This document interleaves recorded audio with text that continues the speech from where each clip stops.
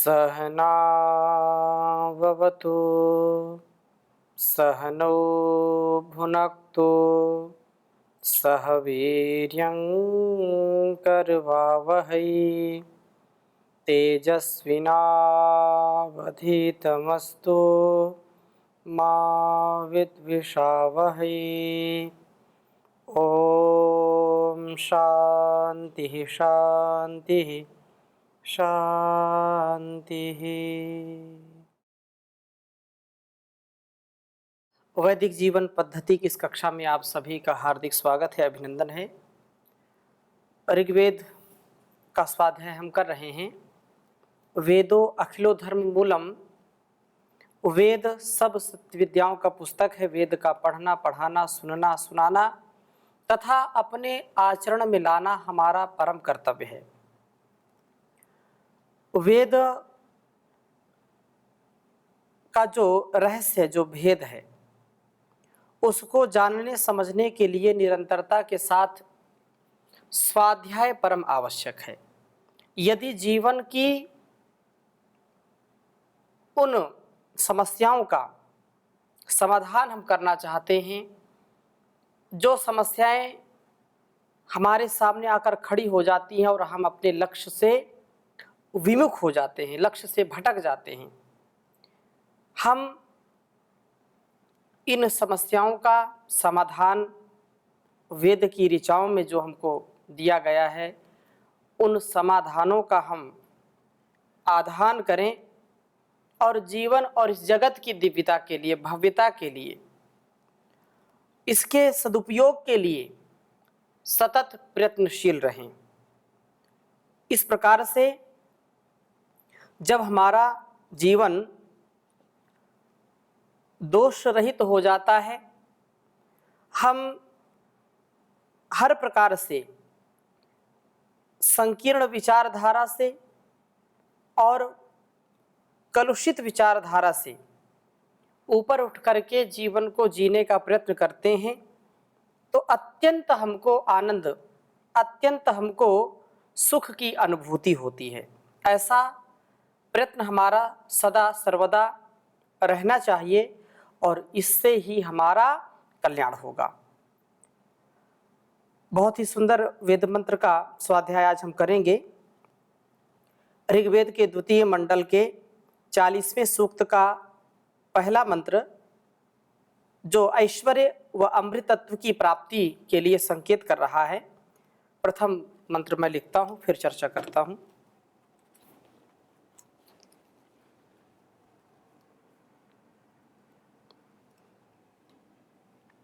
ओम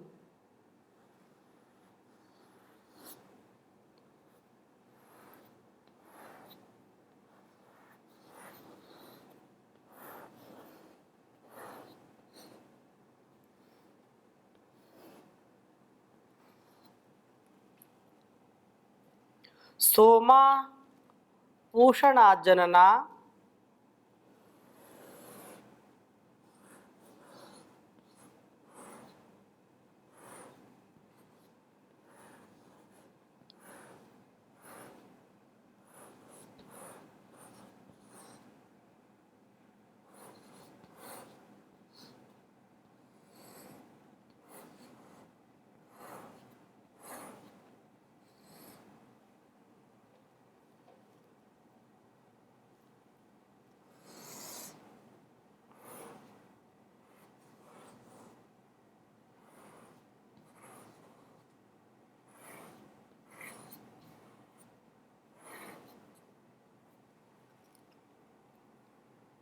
रयीणाम।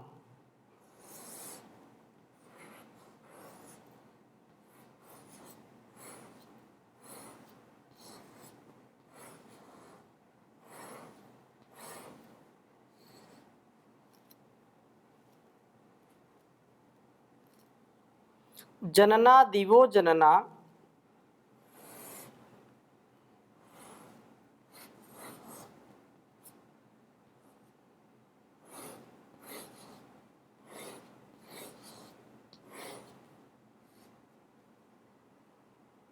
सोमा भूषणा जनना रयीणाम जनना दिवो जनना पृथिव्याः।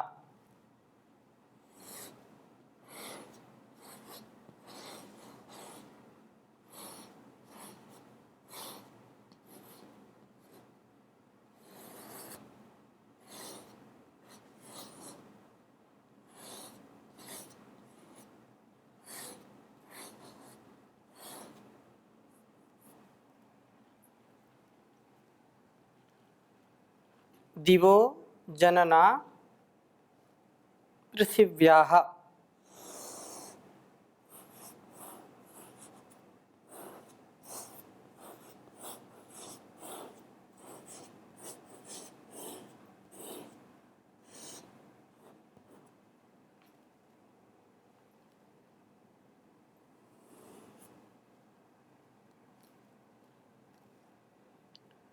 जातौ विश्वस्य भुवनस्य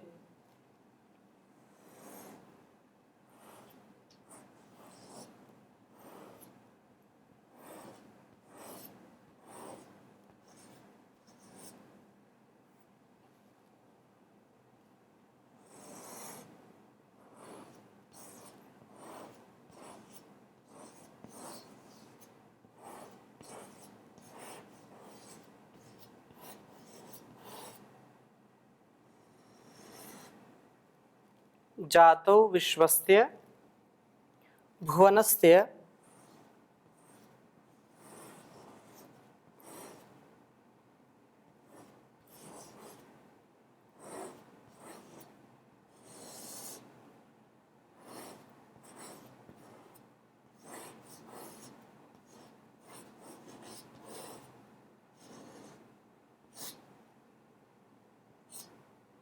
भुवनस्य गोपौ।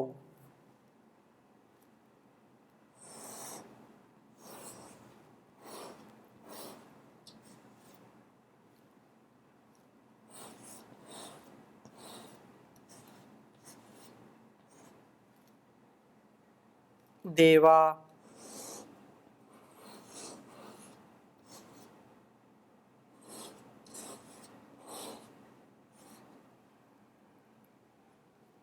अकृण्वन्नमृतस्य नाभिम्।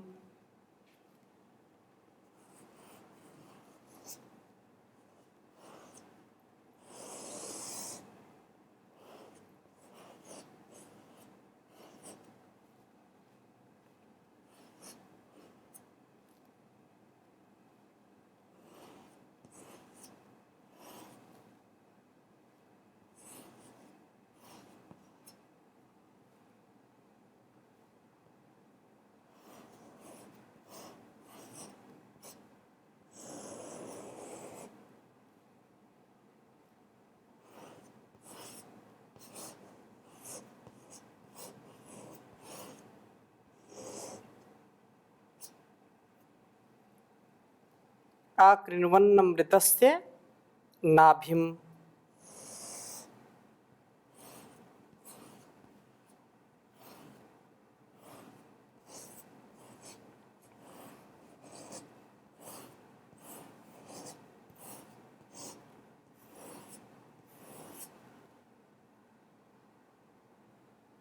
दूसरे मंडल के 40वें सूक्त का पहला मंत्र है यह।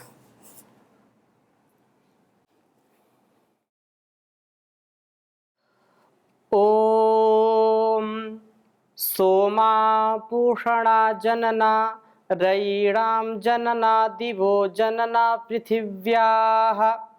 जातौ विश्वस्य भुवनस्य गोपौ देवा अकृण्वन्नमृतस्य नाभिम्।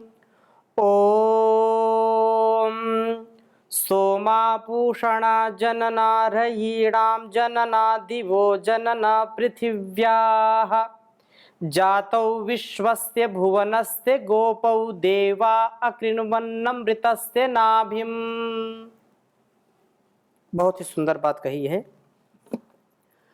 सोमा पूषणा अर्थात सोम और पूषा, सौम्यता और तेजस्विता, दोनों मिलकर के रयिणाम धनों को जनना उत्पन्न करते हैं या उत्पन्न करने वाले हैं, पैदा करने वाले हैं।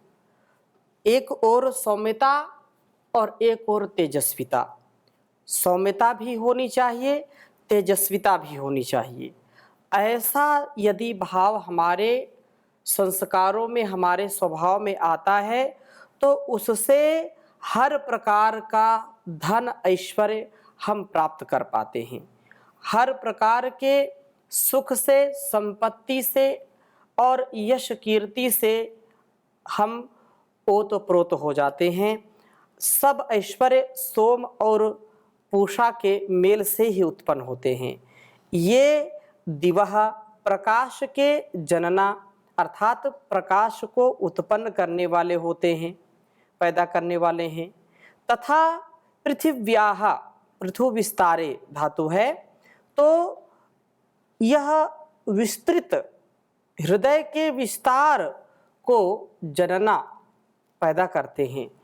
हमारा जो विचार है, हमारा जो व्यवहार है, हमारे हृदय में जो संकीर्णता है उसका नाश करके विस्तृत विशालता का स्वभाव होता है।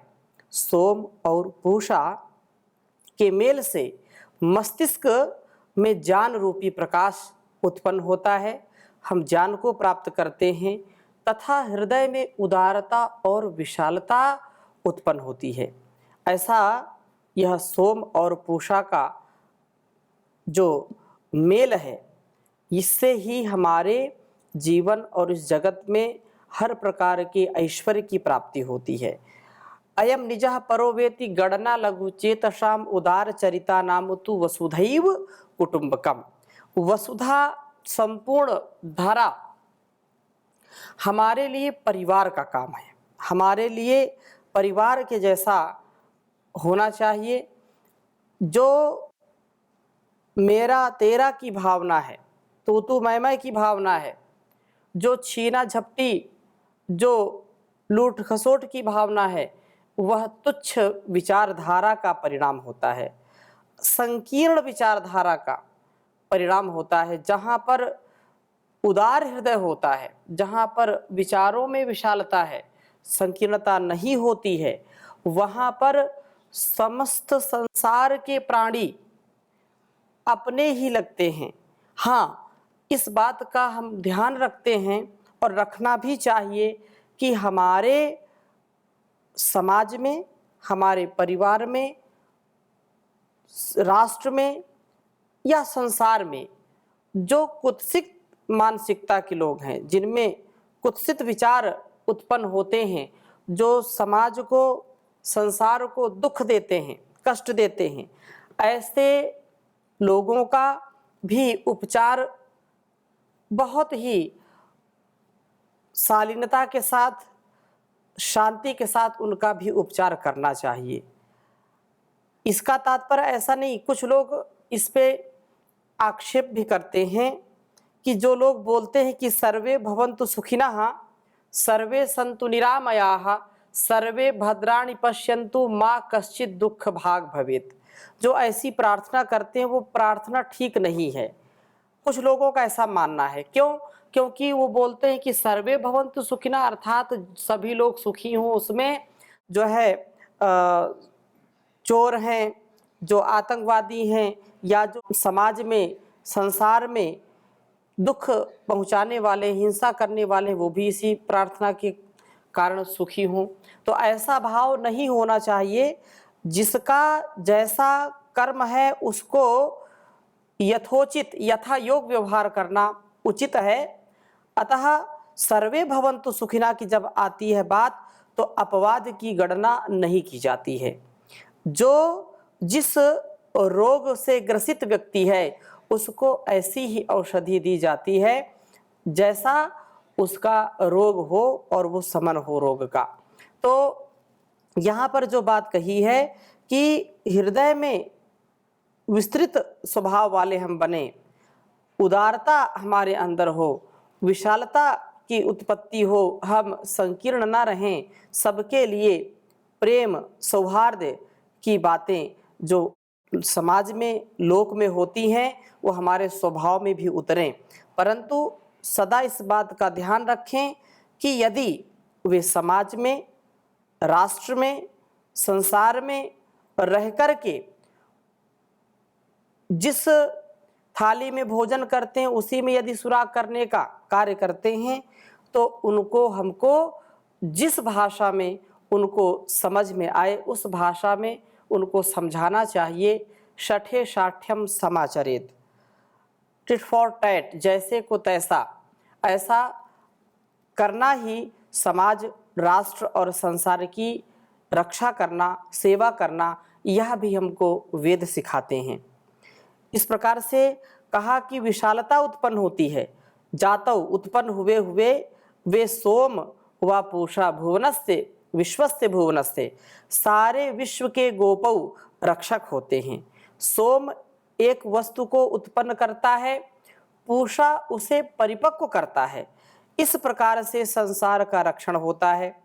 देवाः, जो देवतुल्य हैं, जिनके अंदर देवत्व है, जो सदा सर्वदा देने की भावना रखते हैं, वे देव समझदार जो ज्ञानी व्यक्ति हैं, वे सोम और पूषा के समन्वय से अमृतस्य, अमृत के नाभिम नः बंधने, उसके बंधन को अकृण्वन करते हैं, अर्थात उसको बंधन को करते हैं, अर्थात अपने में अमरता का संचार करते हैं।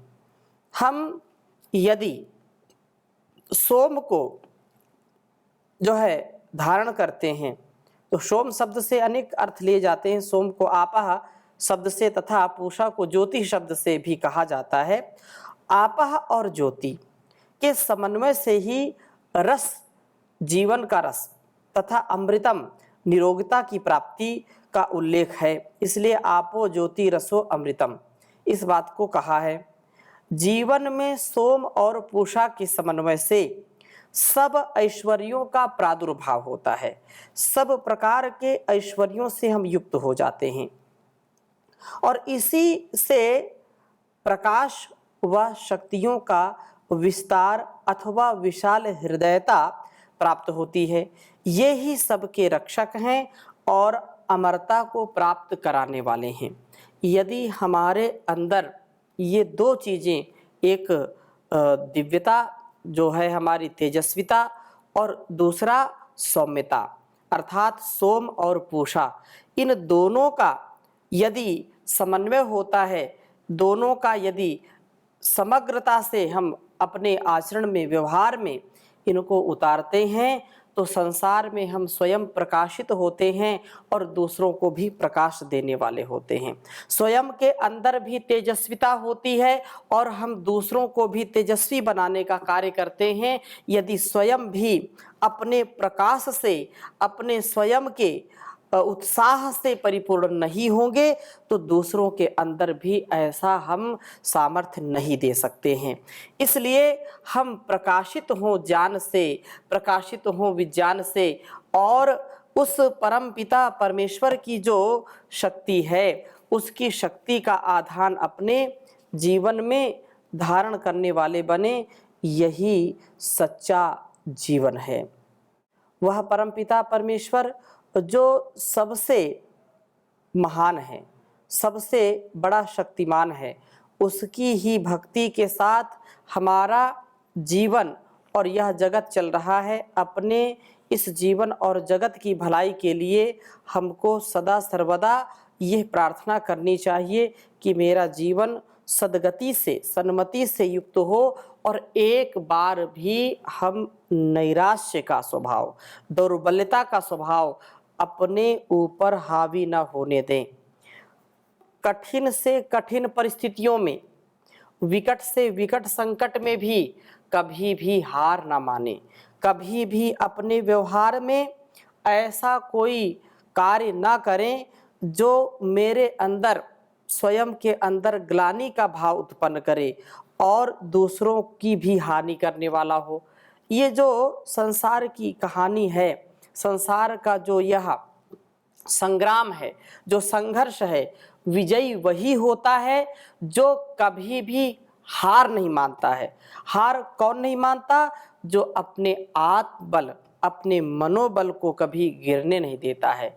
तो सोम और पूषा, ये सौम्यता और पुष्टि जो करता है, जो तेजस्विता है, वो दोनों साथ साथ होनी चाहिए। हमारे अंदर सहनशीलता भी होनी चाहिए, हमारे अंदर दत्त चित्त होकर के कार्य करने का सामर्थ्य होना चाहिए, शांत स्थिर होकर के कार्यों का, कर्मों का संपादन निष्पादन करने का सामर्थ्य होना चाहिए, और समय आने पर पूर्ण पराक्रम, पूर्ण वीरता, धीरता, गंभीरता के साथ जीवन जीने का सामर्थ्य होना चाहिए। ऐसा जब हम कर लेते हैं तो कभी भी हम अपने जीवन में दुख नहीं आने देते, दूसरों के दुख को हटाने वाले होते हैं। दूसरों का दुखड़ा दूर करने वाला जो व्यक्ति होता है, उसका परमपिता परमेश्वर उसके दुखों को हरता है। इसलिए अपने जीवन को हम निराला बनाएं, अपने जीवन को मतवाला बनाएं, सबका सहयोगी बन करके, सबका जो है सबके लिए उपयोगी बन करके जीवन को जिए, और प्रार्थना परमात्मा से करें कि कभी भी हम पतित ना हों। यही है प्रार्थना भगवन, मेरा जीवन निराला हो, परोपकारी सदाचारी, वलंबे उम्र वाला हो। यही है प्रार्थना भगवन, मेरा जीवन निराला हो, सदाचारी रहूं हरदम, बुराई दूर हो मन से, सदाचारी रहूं हरदम, बुराई दूर हो मन से, सच्चाई सादगी श्रद्धा के मन साँचे में ढाला हो। यही है प्रार्थना भगवन, मेरा जीवन निराला हो। तजू छल झूठ चालाकी, बनूं सत्संग अनुरागी, गुनाहों और खताओं से मेरा जीवन ये आला हो। यही है प्रार्थना भगवन, मेरा जीवन निराला हो। काम और क्रोध ने मुझ पर न कोई जादू डाला हो। यही है प्रार्थना भगवन, मेरा जीवन निराला हो।